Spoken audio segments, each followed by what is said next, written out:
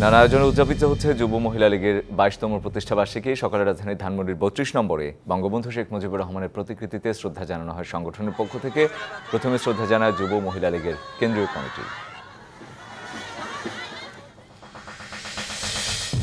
মাদারীপুরের শিবচরে chief judicial একাডেমির জমি অধিগ্রহণ ও আইন বিশ্ববিদ্যালয় করার জন্য জমি পরিদর্শন করেছেন আইনমন্ত্রী আনিসুল হক। সকালে সাংবাদিকদের বলেন, দ্রুতই চিফ জুডিশিয়াল একাডেমির জন্য জমি অধিগ্রহণ শুরু হবে।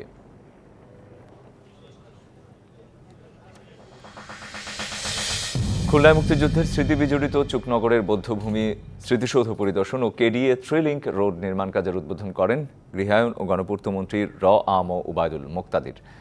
তিনি একটি পূর্ণাঙ্গ স্মৃতি কমপ্লেক্স নির্মাণের উদ্যোগ গ্রহণের কথাও জানান।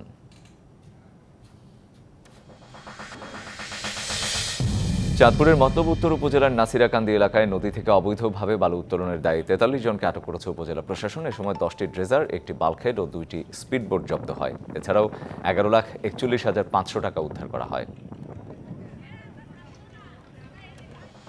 নগদের কাছে সব গ্রাহকই প্রিয়, তাই তো সারা দেশে ক্যাশ আউট চার্জ সবচেয়ে কম।